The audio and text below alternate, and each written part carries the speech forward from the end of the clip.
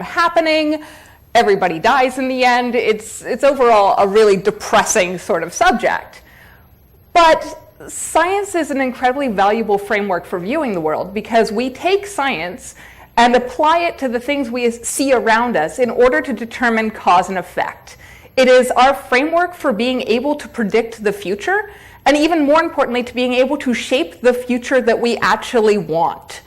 So we can use all of these data and all of these observations and the understanding that we have of these physical processes and use that to adjust our actions, our behaviors, and our choices so that everybody lives in the end. It's very Doctor Who to be able to say, and everybody lives, or at least more people live.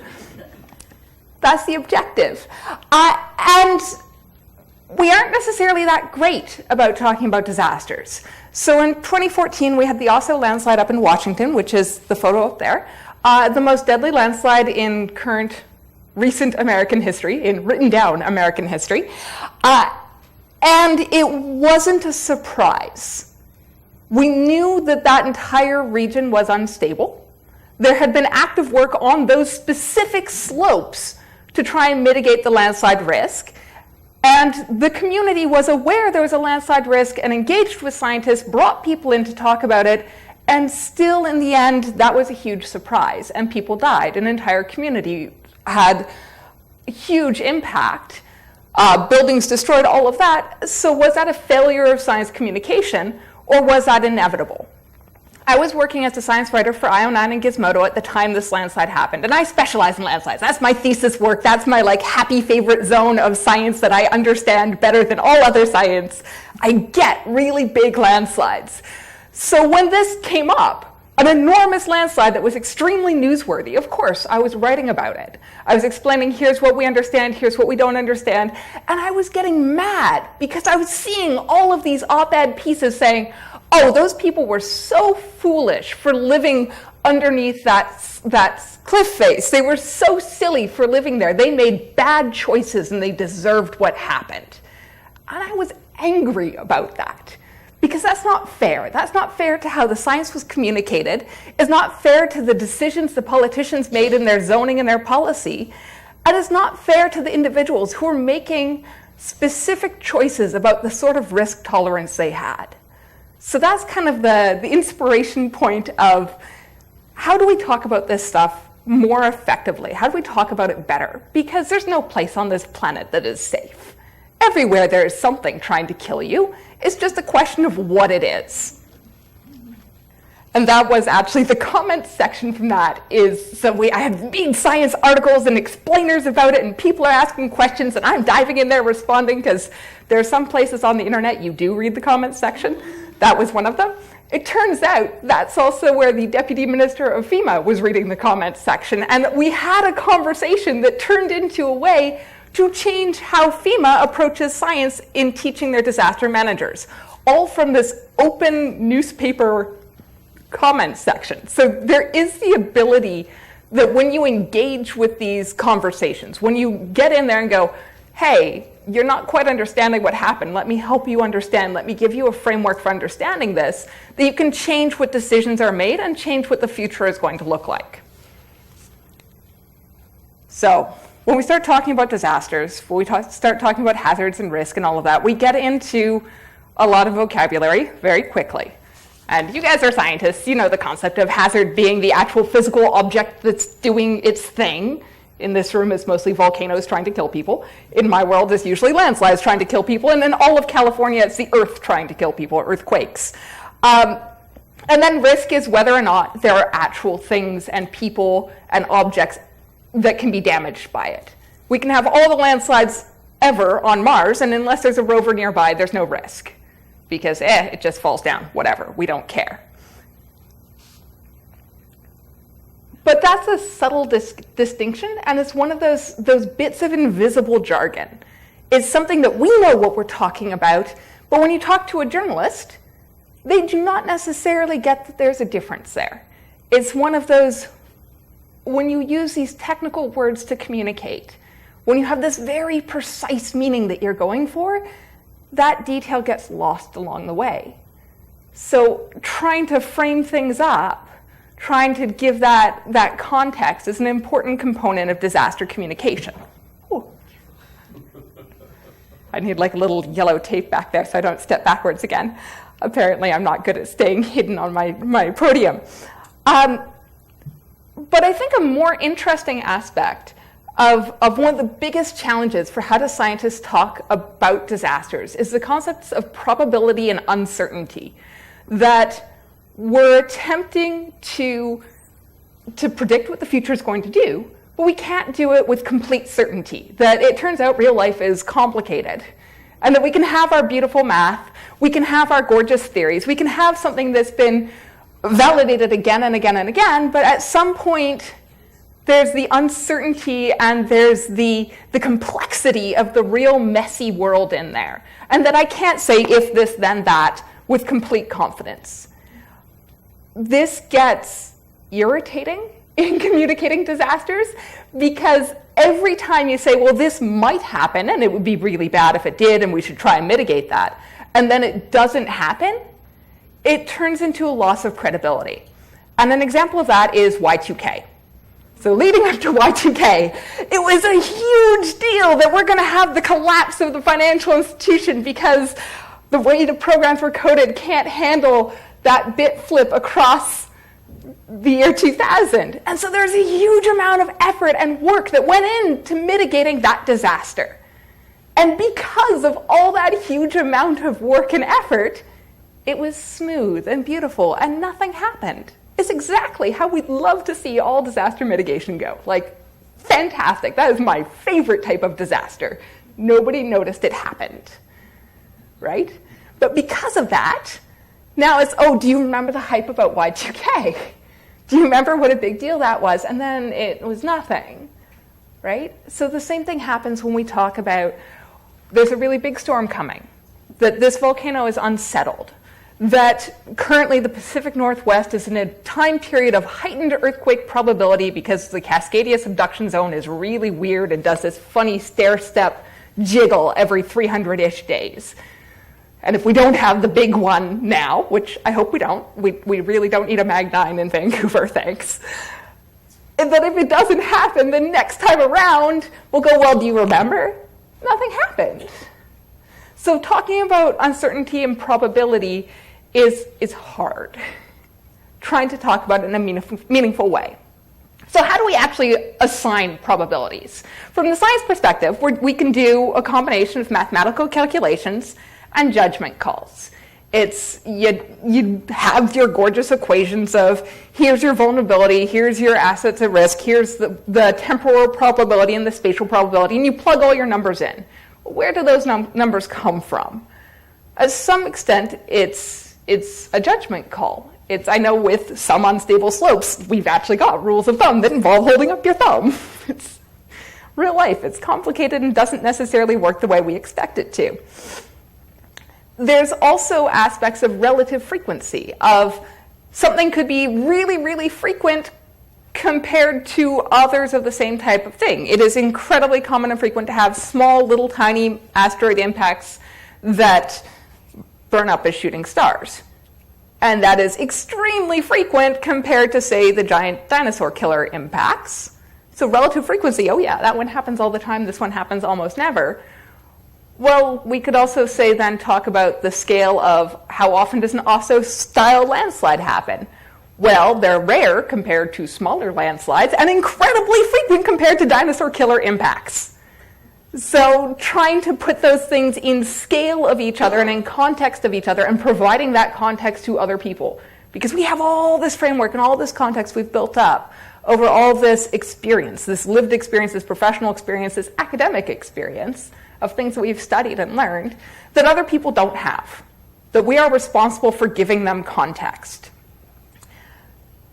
Anytime there's a personal judgment call, there's also a subjectivity in it. It's the joke of you have 3 geologists look at a landslide and you'll have 4 different probabilities it will fall down, right? There's a degree of confidence in your decision making, and that confidence can come from familiarity with it, with experience with it, with awareness of your own limitations. It's the concept of when you first start off at something and you have all of your academic learning and you go out there and you go, this is really simple and straightforward and I'm very confident of my decision, and you decide and you say, this is going to happen, this is how it works, and then turns out real life is complicated, it's not a textbook example, and you learn all of the exceptions along the way. A couple years into your career path, you look at the exact same event with the exact same background knowledge, but now you have all the exceptions, you're a lot less confident in your decision. Well, then you add on 20 or 30 years professional experience of all the different variations, and your confidence goes back up again. So the degree of confidence it's an interesting one, because you have it when you have very little experience and when you have a whole lot of experience, and then everywhere in between it drops.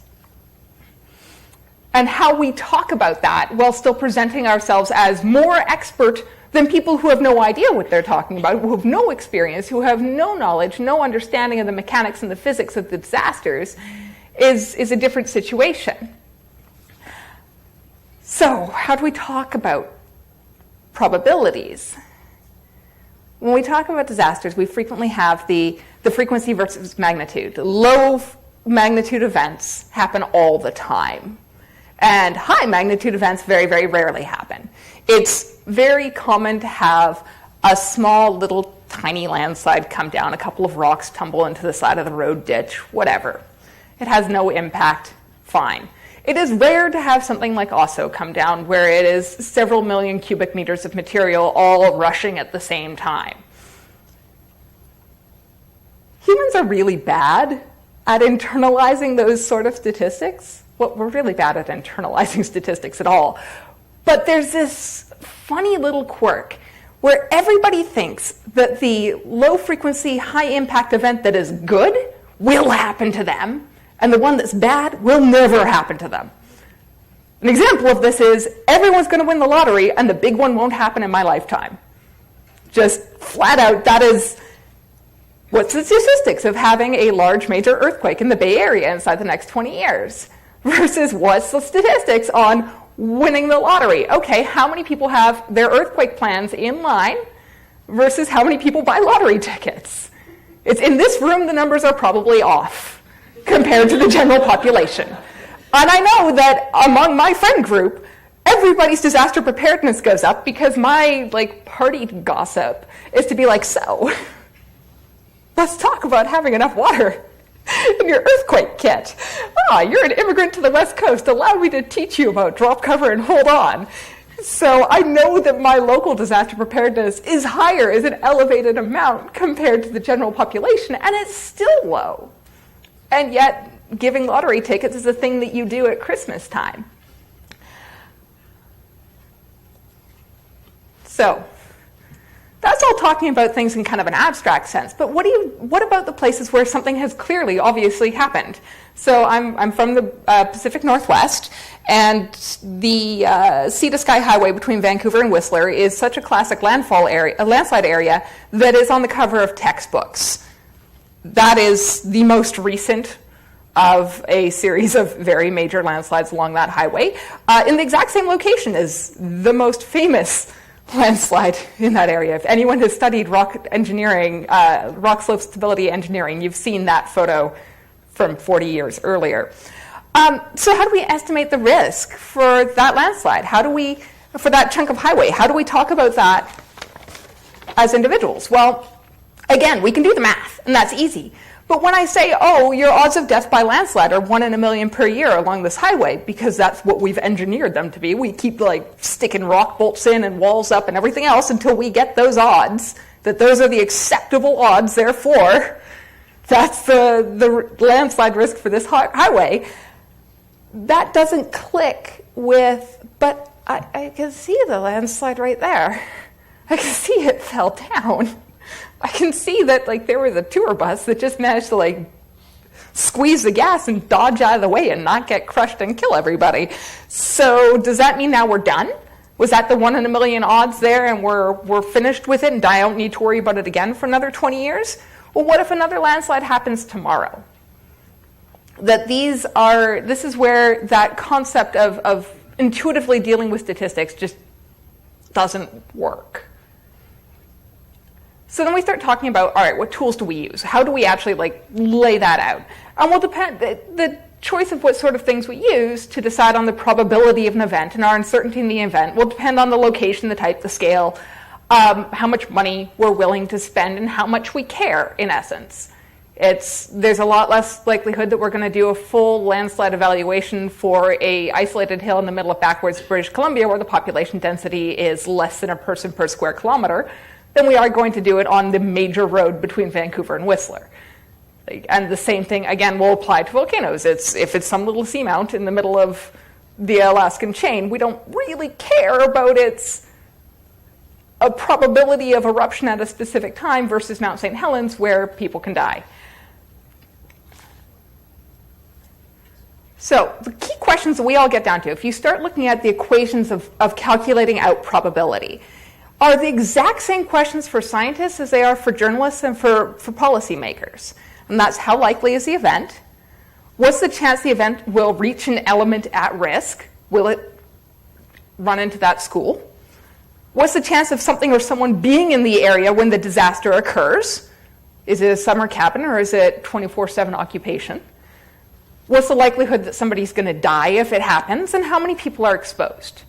And all of those elements are in the probability calculations for doing risk assessments. They're standard practice in geotechnical engineering. You've seen them many a time.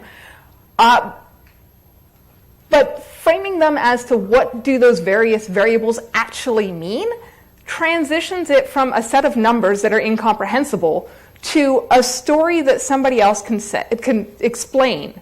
That you can take, well, I plug in this number here because oh wait, that number means here's the likelihood of an event actually happening. Here's the likelihood of somebody being there. This is why we care if this is zoned for summer cabins or for a high-end resort with year-round occupation. So if we break it down a little bit more, how likely is the event? That's frequency magnitude curves, which I swear every disaster has their own particular one. I'm personally currently fond of the asteroid impact one because of a sci-fi show I'm working on. We're doing a romantic comedy about the end of the world. No, tomorrow. It has real science. Why? I have no idea. So I like doing it with meteors, but you can do it with any of the disasters, and they all fall in that lovely little line of the less intense it is, the more likely it is to happen. The more intense, the more catastrophic, the bigger, the huger, the less likely it is to happen, which is convenient, really. It'd be kind of awful if we had Cat 5 hurricanes come through on a daily basis. Everybody dies would be a very bad way of doing that. When talking about spatial and temporal probability, that's getting into what is the physics, what is the science, what is the geography. And it's one of the most gorgeous things about geology is that location matters. That's not me doing the beeping, it's all good. So this is where the science comes into play and being able to tell the story of, okay, you have a higher risk if you're inside a river valley downstream of a volcano that can produce lahars than if you're on a ridge. That those are important elements of the story and of the communication of location matters. And that one's an easy one to talk about because everybody knows location matters from real estate. What's the most important rule of real estate? Location, location, location, right? So being able to talk about it in that context, we've already got a framework that we're just hijacking. We're jumping into that framework, borrowing it and going, here, let me tell you a story. One of the more interesting things that's happening in Vancouver right now is that the District of North Vancouver decided to put all of the available hazard maps online in one place. It gathered them up from Natural Resources Canada, it gathered them up from local geotechnical engineers, it took them all and it put them on a map, and it put the future plans for transportation on the map, it put the city lots on the map. It effectively is your one-stop shop for if you want to buy a house in North Vancouver. You go to this one website and all available public data is there. Everything. And initially it got pushback because people went, oh, you're lowering my land values now that people know I'm in a flood zone. I don't want people to know this house has a higher landslide risk than my next door neighbor. That's just mean. And there was an initial tiny drop in house values, and that started climbing again. And when they started asking people what happened, the answer was they felt better making the choice when they understood what their risk was. That working with a known set of hazards was much more reassuring to them than walking into the complete unknown, where they had no idea what risk they were taking on and what disasters they were potentially facing. So when we start talking about vulnerability and exposure, we're talking about everything from what's an individual risk versus a societal risk. We have a particular looming landslide up in British Columbia that isn't going to come down on any one person's lifetime, but it's the only place in Canada we went, you know what? That's going to come down inside the lifetime of a town, of a community, so nobody can build here. Just flat out, in terms of on a societal risk, this is too high, even though it meets the criteria for individual risk. It's below 1 in a million odds of death for a particular human being, but sooner or later we'll lose the whole village, so just no go, no build. The risk tolerance is going to change based on what your societal values are. An example of this is really very intuitive, is we get very upset anytime kids and the elderly die in a disaster. Like, we are overall as a society much more okay with a landslide hitting a warehouse full of functional adults who are making their choices than we are about it taking out a hospital, a nursing home, or a preschool. Like, do not allow any preschools in the landslide hazard zone is not a rule of science, but a rule of society and policy. It's that every kid is a bigger loss in terms of potential. This is not universally true. Different cultures will have different approaches and different tolerances. You can see this in terms of what are the standards for engineering and the standards of acceptability for how much risk we'll take on. Odds of death by landslide are 1 in a million per year here in North America, but it's 1 in 100,000 in the Philippines and 1 in 10 million in parts of Hong Kong. Just in terms, and that's all engineering of how much mitigation are we going to do to put the odds where we're comfortable with them.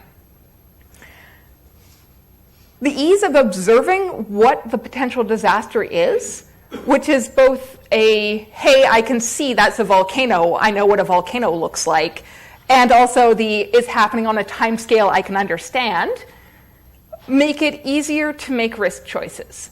If there is an immediate impact of if the dam breaks and the water comes down, that's an immediate impact, we see it right away, let's keep the dam from breaking, versus climate change has a long-term, slow impact of a whole bunch of things that are confusing and complicated and we aren't entirely sure about, and we're trying to communicate all of these probabilities and uncertainty, we're less likely to try and do something to fix it.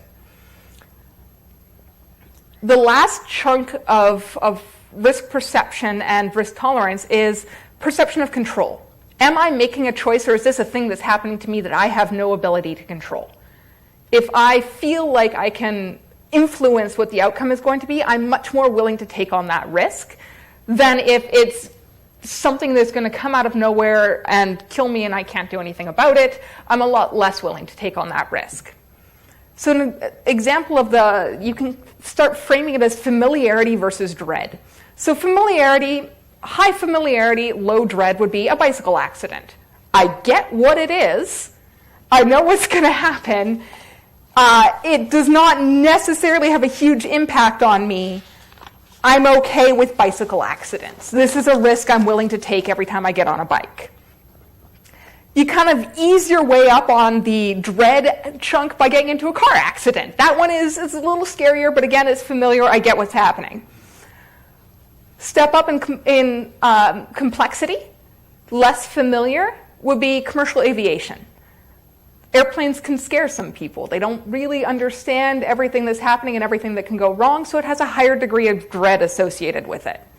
A really large dam, that's something that, I don't quite get what's going on there.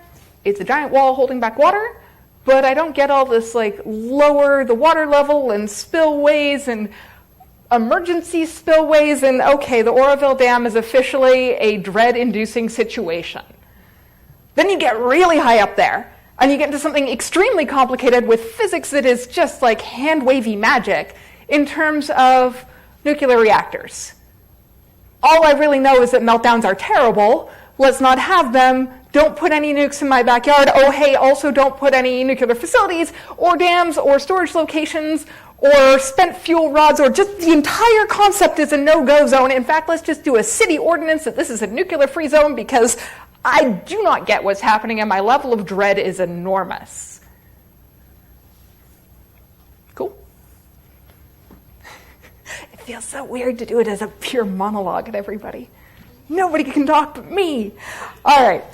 So, how do we get into the barriers of communicating all of this risk? How do we increase familiarity to drop dread? How do we make it so that we can use data to drive questions and drive conversations? All of that comes down to how do we turn our numbers and our science into stories? Because stories are how we persuade people. Stories are how we connect and get past all of the cognitive biases and pre-existing beliefs and all the things and get down to actual how do we make decisions. Because we'd love to believe people make decisions based on facts, but they don't. And facts don't persuade people. All you have to do is look at the world around us at this exact moment in time to understand that facts have no actual value in terms of an argument. So instead, everything comes down to an argument by emotion. How do you tell your stories about things? This is one of the most amazingly persuasive images of things ostriches don't do, and yet it is a metaphor that we use all the time, and that we'll hold on to it. And even as a scientist who's looked at this and gone, hey, is this, fact check this, I still use it as a metaphor. So, how do we do storytelling? To start with, we don't tell stories the way you want to tell stories. It turns out everything we do in scientific journal articles is backwards from how everybody else wants to hear the story. So in articles, we do here's your background and your context and everything everyone already knows. Then this is what I did along the way and the methods and the procedures. Now let's analyze it. And hey, look, there's a conclusion and some results at the end.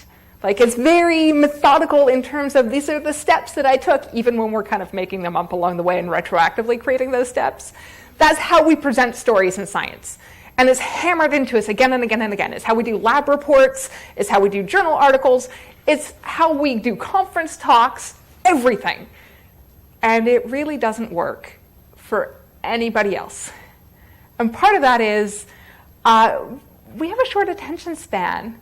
I'm now on 30 minutes of talking here, and people started checking out at about the 5 to 7 minute mark, and they kind of come back in, but they've faded. Conference talks are the same way. The third talk in a row, you're just I'm taking a nap. And if you're doing a casual conversation, people want the punchline first. News media has figured this out with the inverted pyramid structure. And once you see this, you'll see it in every single news article there is of most newsworthy information at the top.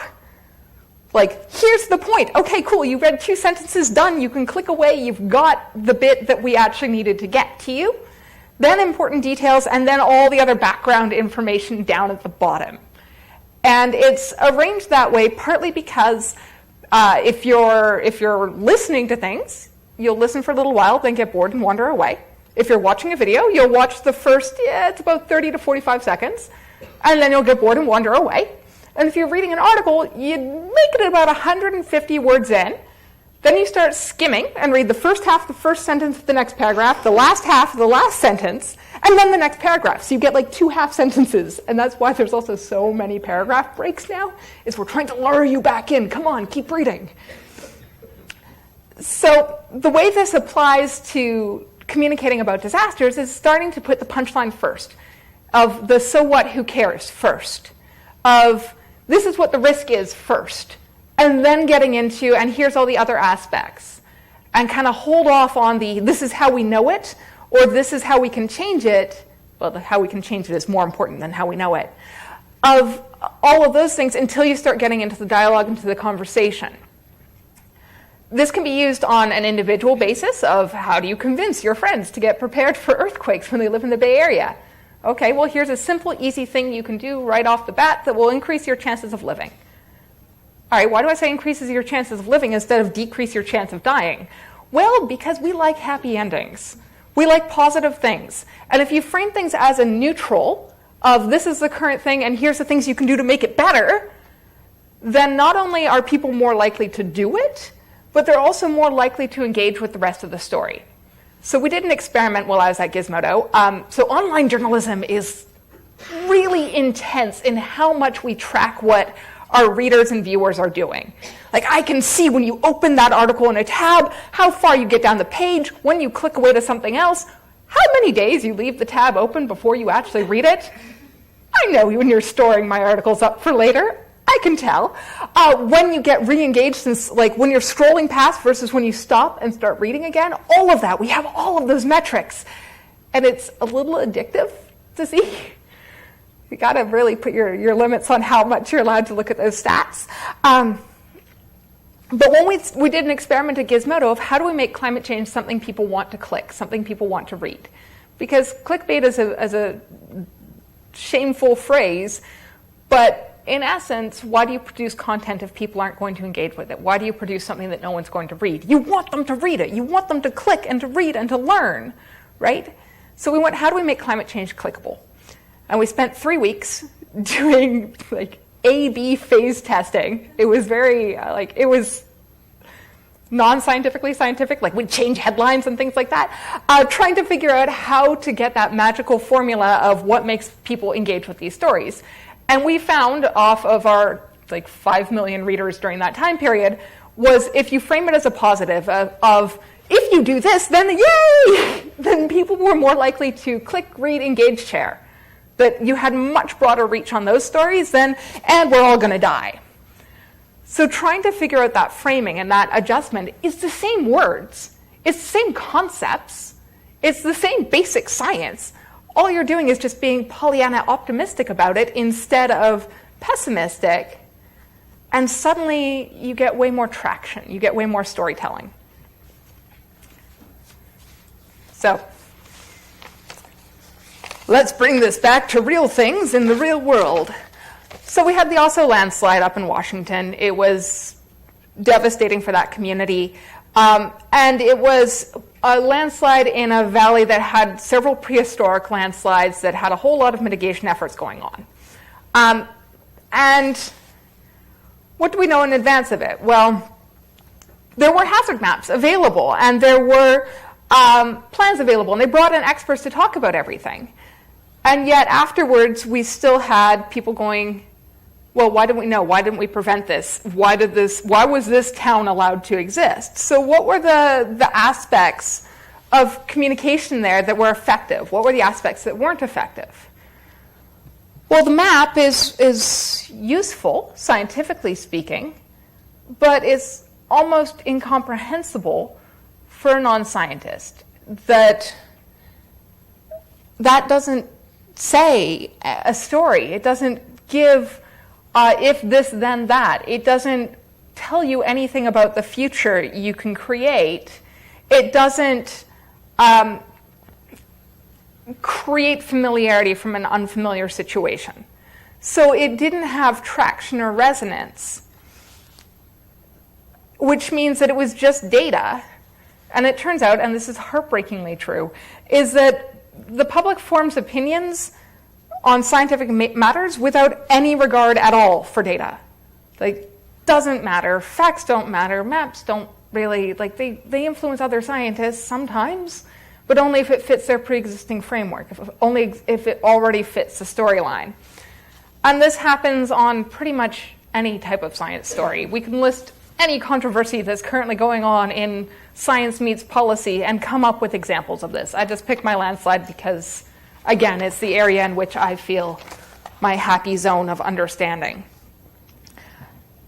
And when we look at psychology, when we look at the research into how people make decisions and choices, we have a very strong tendency to ignore any information that is contrary to our pre-existing beliefs. So if I already live there, if I've already purchased a home in that area, and even better, if my grandparents already did, so we have multiple generations of, well, it didn't happen to me, then that map is going to do nothing to change my opinions and to change my decisions. So what was actually the hardest part of all of this, in terms of communicating about the disaster, wasn't beforehand, but it was the communication afterwards about, did somebody fail to do their job, or was it fine? Was it best practices? Should somebody get sued over all of this? But then the individual's going, well, my home was just outside of all that. Is it safe for me to sleep here tonight? Is this somewhere I can come back? And those are questions that are really hard to deal with. And they're questions that are important to deal with because we're the experts people come to. We are the people who are providing expertise and judgment on whether or not this is a good idea or a bad idea. But we can't make those decisions for other people. So how do you talk about, here's what the facts are, here's what the potentials are, here's where the things you can influence are, let me help you build familiarity with this concept so you can make choices for yourself. And being careful in how you phrase things so that you aren't saying, well, I think this, therefore you should think this too. But here, allow me to give you the context and the story and the framework so that you can now make your choices as to choose your own adventure of what future do you want and what risks are you willing to take and what is your tolerance for that.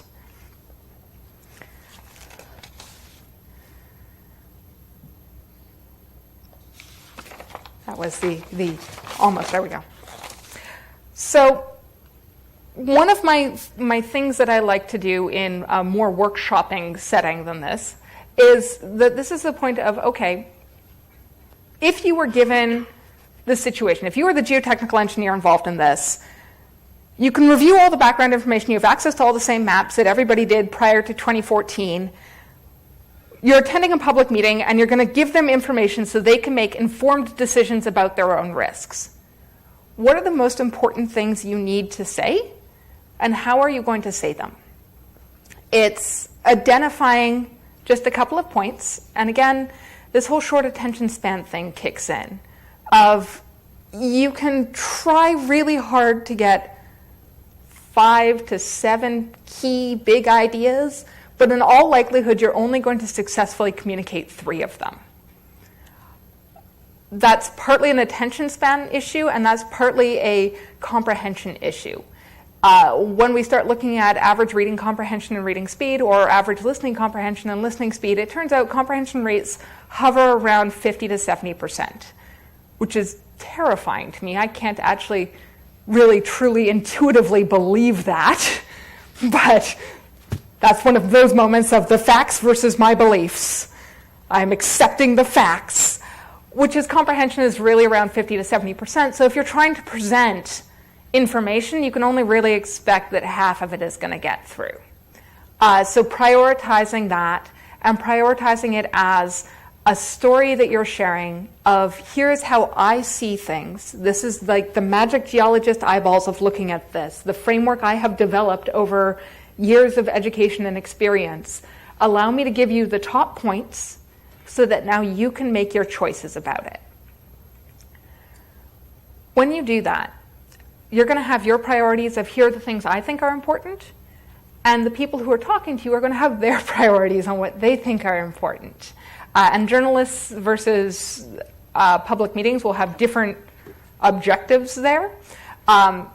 With journalists having the who, what, when, where, why, and members of the public going, am I going to die? Did I lose my home value? Anything like that. The upside of this is that if you look at the questions carefully and think about them in advance, they're the same numbers that we plug into those probability assessments. It's the same, how likely is the event? What is the impact going to be? What is the probability of a fatality? What is the vulnerability? What is the exposure? What is the temporal and spatial probability? All of those questions are the same questions. It's just we think about them differently. So you can use the things you already thought about in presenting how you're discussing information. So there we go. That's where I will wrap things up to say, what are your thoughts on how do you communicate disasters? What lessons have you learned along the way? How are things different from your perspective?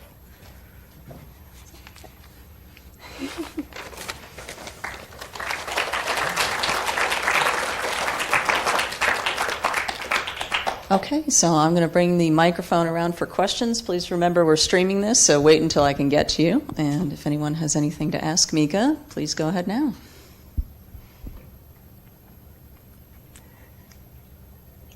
Or some of us in the room can talk about shared experiences. Yeah, I know there's a lot of expertise here. I can see a couple people I can hand the microphone to. I told a very convincing story. Everybody believes my framework here. Nobody disagrees.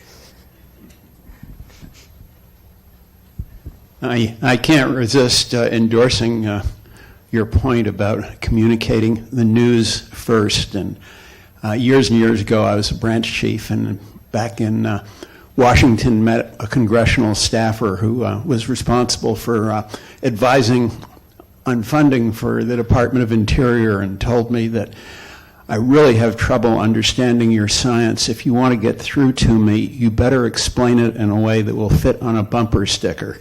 Mm-hmm. Yeah, so this is. I think that's the essence of what you were trying to tell us about compartmentalizing and prioritizing news. Mm-hmm. Thank you. Absolutely, and this is. So Jessica and I know each other via Twitter to start with. Twitter is amazing for this because you've got 1.5 sentences, really, that you can fit an entire idea in that is now going to be taken and quoted entirely out of context. It is unbelievable for developing your capacity to do solid sound bites and learning how to include nuance and uncertainty while staying concise. So it's a really useful tool for that.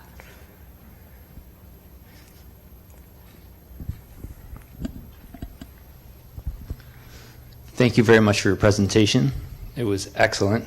I'm a public affairs specialist here with the U.S. Geological Survey, serve Alaska and the Pacific Northwest. And I also want to endorse what you were saying about communicating your science. And I give media trainings on occasion, and I will often point to my wrist, communicating the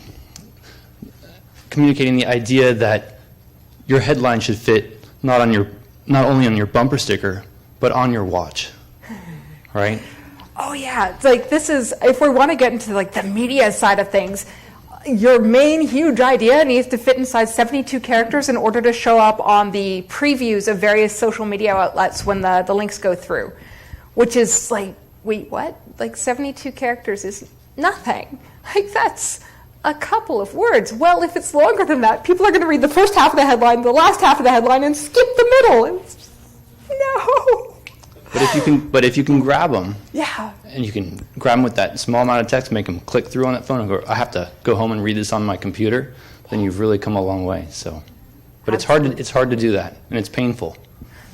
And it's one of those places where images can really help. But it turns out doing hazard maps, I've found a disturbing number of people who work in geoscience and geotechnical engineering and can't read a hazard map. Like, what does that mean? Oh, what do you mean, what does it mean? It's a map.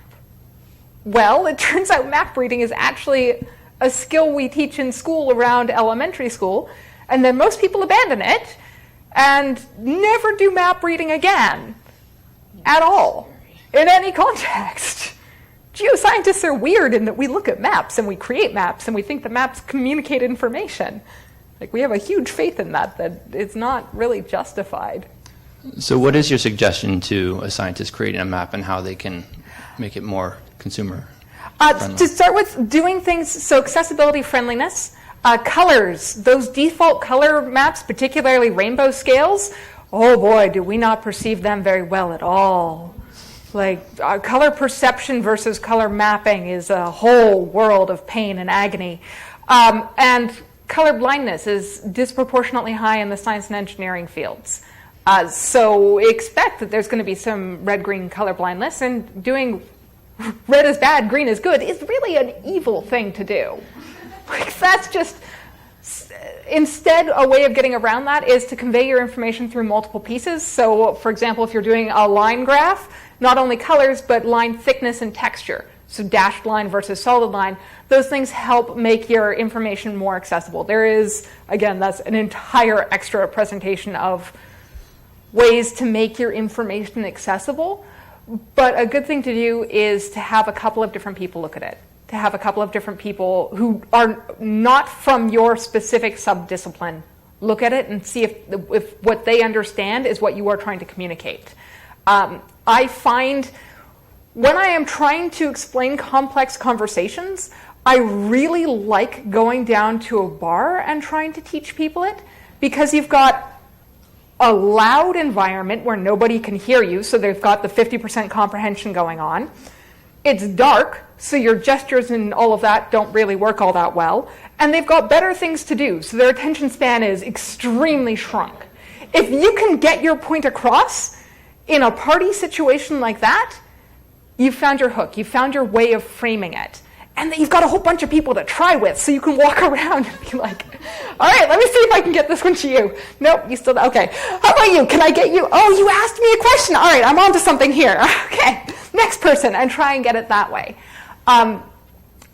Doing things that are similar with graphics can also work if you're trying to find people who are distracted, busy, and not specialists. And they're your target. They're your people that you want to look at it and tell you what they see. Because what they see and what you see are going to be totally different. Once they line up, then you've got it. You've found your angle. Hi, thanks for the talk. You want to go ahead, Mark? Yeah. I was just going to make a few comments. I occasionally work for the landslide program. I'm sure Mark will have better comments because Mark actually was at OSO. And so I was going to make a quick couple comments about the map. I remember working with poor Ralph Hagerud, who made that map on, I think, a 10-hour time window when the Wall Street Journal had requested it. So that was after the event. That map was made, and that particular one. Mm-hmm. And we went back and forth about what we could do. And it always seemed to me that one of the big issues with a lot of the maps that we make, and Ralph is well aware of this, is it's hard to connect them to everyday things in people's lives. And so one of the powers, for instance, of Google Earth is you can put an overlay like something, like those maps right there, and then people can see the road they use to go to school, the carport they have.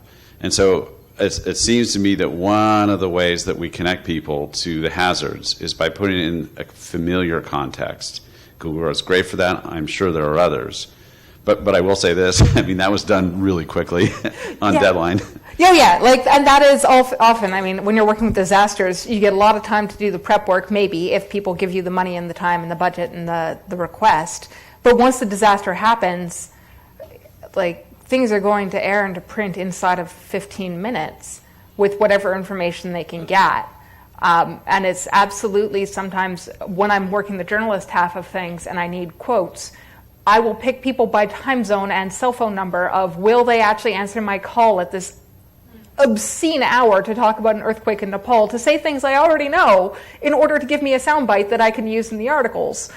So the fast return time on that is unfortunate. I definitely, when I was earlier in my science communication career, I took a phone call on the Japanese tsunami that was whether or not it was going to impact the west coast of British Columbia.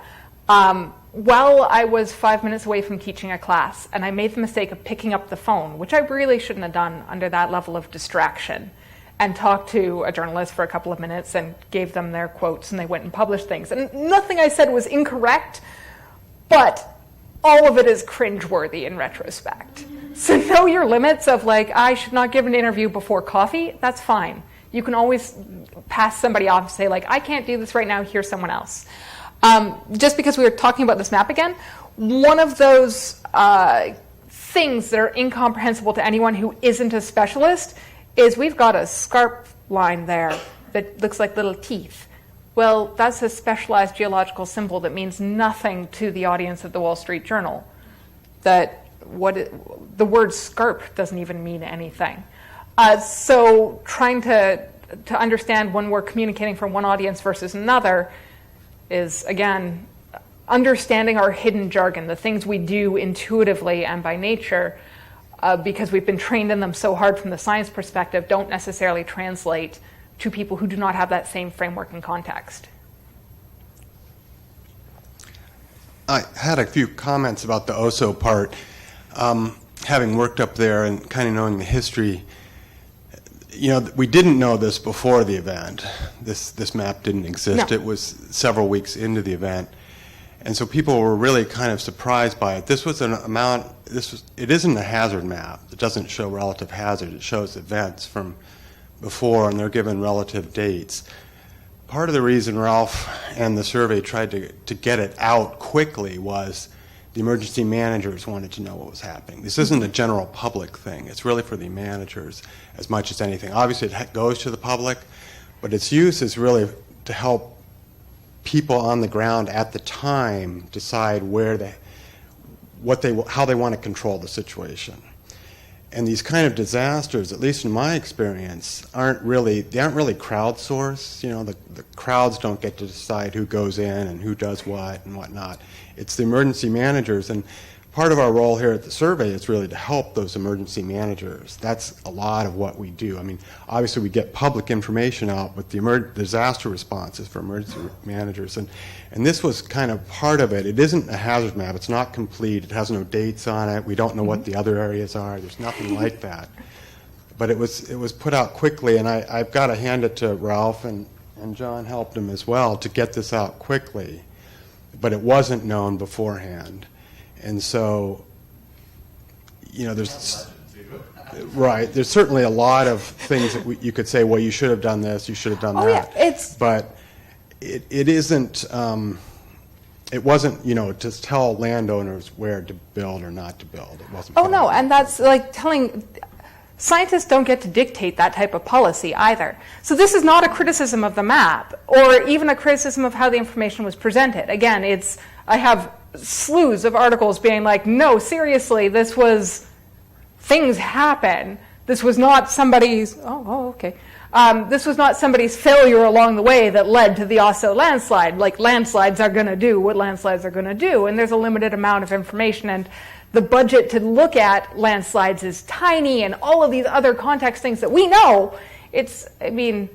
Even just inside the USGS, the budget for landslide science versus the budget for earthquake science they are not equal, right? Like, these are not the same thing, and they're not equivalent things. But once the information is out there, it's going to get pulled into all different contexts by people who are interpreting it the way that they see it, even if it's not the way you intended it.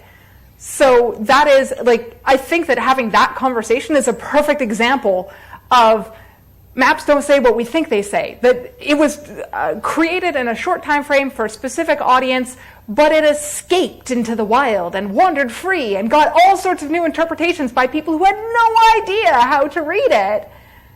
Because that's what happens. That's nobody failing along the way. It's nobody making a mistake along the way. That's human nature, is we'll take what pieces we can find and we'll put them together to tell the story that we think makes sense. And that as scientists, what we can try and do is get out there and tell that story to teach other people how to put those pieces together in the appropriate way. And that there's going to be 5,000 different priorities simultaneously. And the ones that are life-saving, the decisions that mean somebody's going to live or somebody's going to die, here's where you can go in to try and rescue people, here's what's happening. Those decisions are obviously going to be a higher priority than teach somebody around the world what is going on. But those things are all going to happen at the same time anyway. It's that news doesn't wait.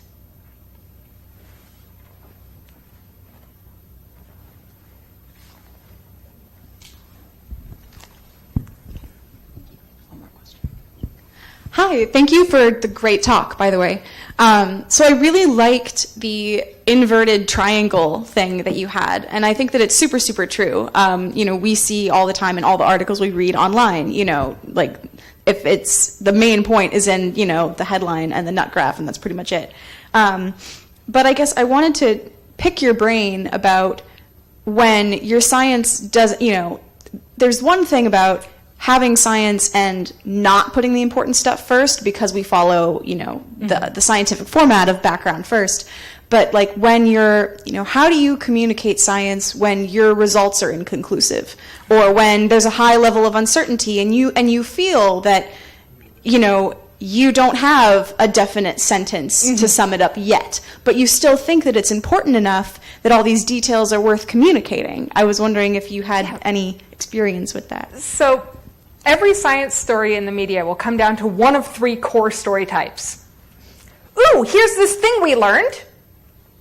Here's how we thought it worked, but we were wrong and this is how it is instead. And, ooh, pretty. Like, that's every science story. That's it. So it's understanding which of those three you're going for. When it's something that is in progress but inconclusive, that's frequently in the, here's this thing we thought we understood, but it turns out it's more complicated.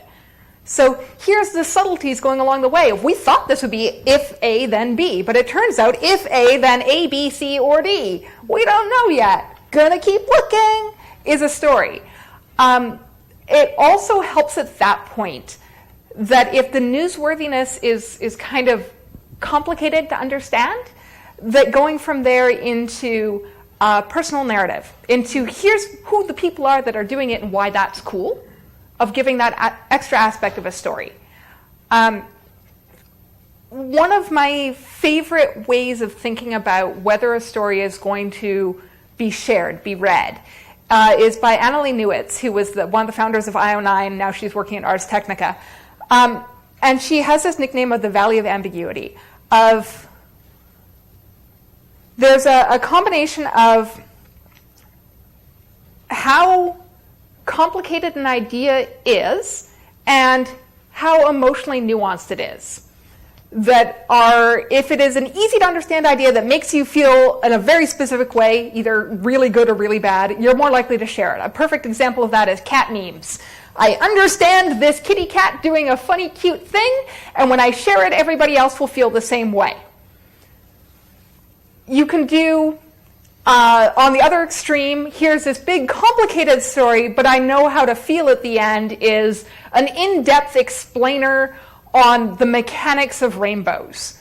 It's hard science to understand all the internal diffractions and everything else, but at the end of it, hey, I learned something new, and this is how I should feel. Where people don't like to share things is when it's hard to understand and they aren't sure how to feel about it afterwards.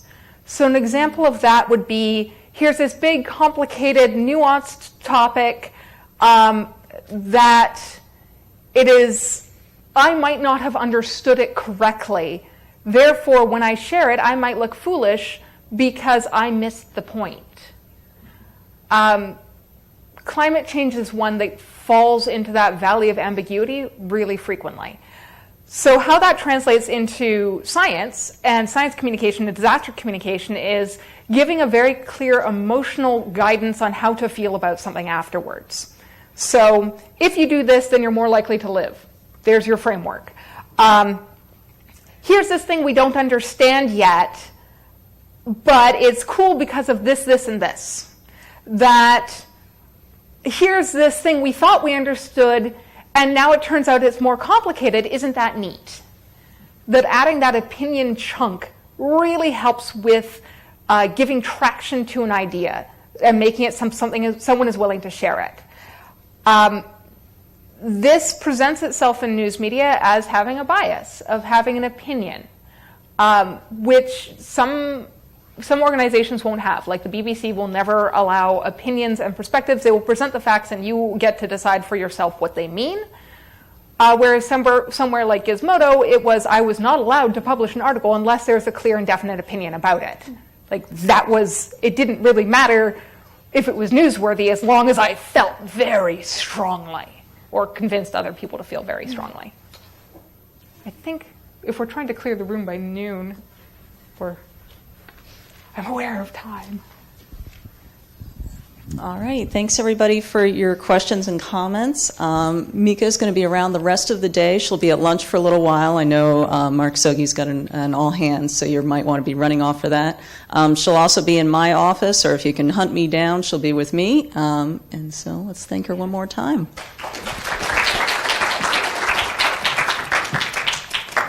Thank you.